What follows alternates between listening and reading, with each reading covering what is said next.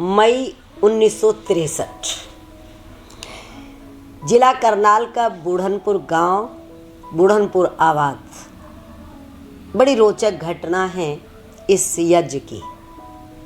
धीरे धीरे गुरु महाराज का नाम बढ़ता जा रहा था, काम बढ़ता जा रहा था, नाम बढ़ता जा रहा था, प्रसिद्धि फैल रही थी, विरोधी विरोध कर रहे थे और जो समर्पित थे श्रद्धालु भक्त वो पूरी तरह से गुरु जी के चरणों में लग चुके थे। जय जयकार हो रही थी और प्रतिरोध भी हो रहा था।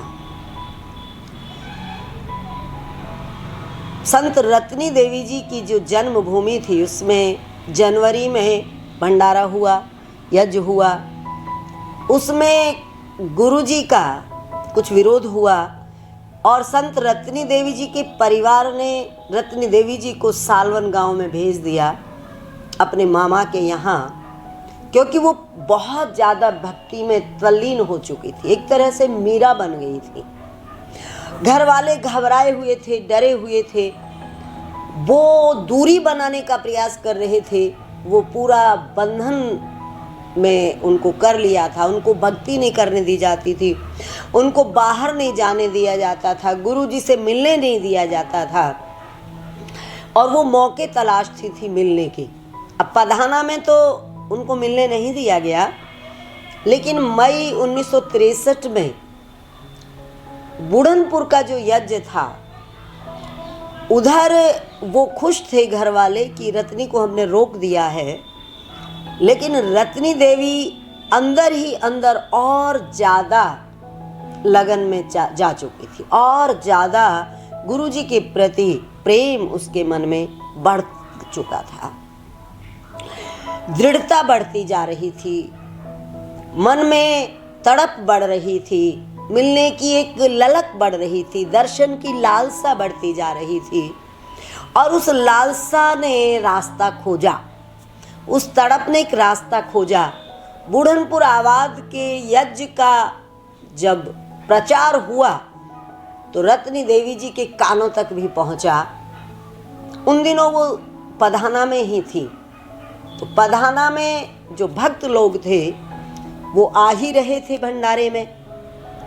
रत्नी देवी जी भी माँ से इजाज़त लेकर, क्योंकि माँ तो मना नहीं करती थी, लेकिन भाई नहीं चाहता था, पिता थे नहीं, भाई समाज की दृष्टि से देखता था। उसे रत्नी देवी के मन में क्या है इससे मतलब नहीं था, उसे मतलब था कि समाज क्या कहेगा। और रत्नी देवी जी माँ की इजाज़त से चुपचाप बूढ़नपुर आवाद के यज्ञ में आ गई। यज्ञ में आ गई, बड़ी खुश थी, गुरु जी का दर्शन करके फूली नहीं समा रही थी। गुरु जी अपने शिष्य शिष्याओं को वेद पढ़ा रहे थे, रत्नी देवी जी भी पढ़ने लग गए। पढ़ाते पढ़ाते गुरु जी ने एकदम कहा कि कल तो तेरे लिए ऊपर एक बहुत संकट आने वाला है। देवी जी एकदम सकपका गई। गुरुजी ने कहा चिंता की कोई बात नहीं, बस इतना कहा, एक संकेत किया और फिर पढ़ाने लग गए। अगला दिन आया, यज्ञ करके सभी गुरु महाराज के पास बैठे थे कि रत्नी देवी जी का जो भाई था, बड़ा एक ही भाई था, लाल पीला होता हुआ आया, कुछ कुछ बोल रहा था, बहन को भी गुरुजी को भी, और जैसे उसका अपने आप पे काबू ही नहीं था, बेकाबू हो रहा था। और वह अपनी बहन से कहने लगा कि चल। उन्होंने कहा मैं नहीं जाती, बस और ज्यादा गुस्से में आ गया और वह क्रूरता पर उतर आया। उसने तुरंत रत्नी देवी के बाल पकड़े और उसको जबरदस्ती खचेड़ना शुरू कर दिया, खींचना शुरू कर दिया। जो वहाँ लोग बैठे थे उनमें थोड़ा सा क्रोध आया और वो जैसे ही रोकने के लिए चले, गुरुजी ने उनको इशारा किया कि नहीं, रोकना नहीं। गुरुजी ने मना कर दिया तो वो रुक गए।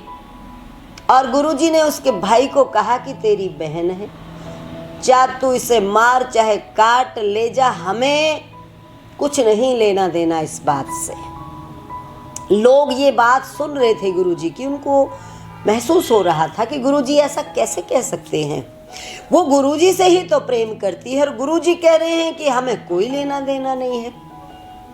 भाई ने बाल पकड़े, जबरदस्ती घसीटता हुआ, खींचता हुआ भाग लिया।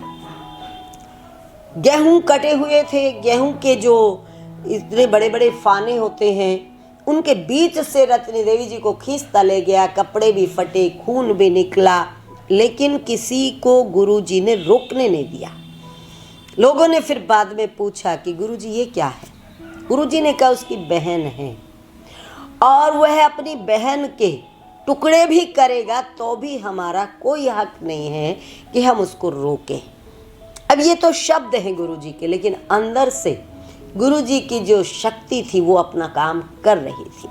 गुरुजी ने कहा ये आज ले जा रहा है और कल ये वापस आने वाली है, लेकिन किसी को भरोसा ही नहीं हो रहा था, क्योंकि जो रौद्र रूप उसका भाई का दिखाई दे रहा था, उस रूप को देख के तो ये कोई सोच ही नहीं सकता था कि ये वापस आ जाएगी। लेकिन गुरुजी को दिख रहा था, त्रिकालदर्शी जो गुण है योगी के भीतर होता है वो गुरुजी में था। वो देख रहे थे, वो आज भी देख रहे थे, वो कल का भी देख रहे थे, और इसीलिए उन्होंने रोका नहीं, क्योंकि अगर रोकते तो ये विवाद दूसरा रूप ले लेता। गुरुजी ने उसको मनमानी करने दिया। अभी भाई है, ये जो चाहे कर ले, पर कब तक करेगा? हर चीज़ का अंत आता है, और जिसका सच्चा प्रेम होता है, जिसका दृढ़ संकल्प होता है, उसे आज तक कोई रोक ही नहीं पाया। वही रत्नी देवी जी के साथ हुआ। रत्नी देवी जी ने अपने मन में ये दृढ़ निश्चय कर लिया, जैसे जैसे वो खींचता जाता था वो मन में ये दृढ़ता से करती जाती थी कि तू मुझे रोक ही नहीं सकता। बीजना गांव पास में पड़ता था राजपूतों का। अपनी एक रिश्तेदारी में वो रात को वहां रुका, तो रत्नी देवी ने कैंची ली और रात को ही अपने बाल काट दिए कि जिन बालों को खींचा है इसने, अब वो बाल मैं सिर पे नहीं रखूंगी। काट दिए, क्योंकि उनके अंदर तो विरोध बढ़ता जा रहा था। वो शक्ति का प्रयोग कर रहा था, वो बाहर से प्रयोग नहीं कर पा रही थी, लेकिन अंदर से उनके भीतर विद्रोह की भावना, बगावत की भावना बढ़ रही थी, जन्म ले रही थी। क्योंकि जो कहते हैं क्षमा जलती से परवाने हटाए ही नहीं जाते, ये दीपक प्यार के ऐसे बुझाए ही नहीं जाते। पधाना ले गया। अगले दिन पधाना जा पहुँचे और जाकर अभी भी उसका क्रोध शांत नहीं हुआ था।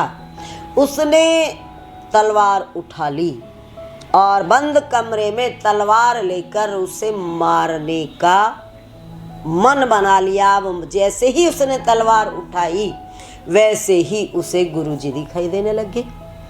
वो देखे, इधर देखे तो गुरुजी, उधर देखे तो गुरुजी, चारों तरफ गुरुजी ही गुरुजी दिखाई देने लगे।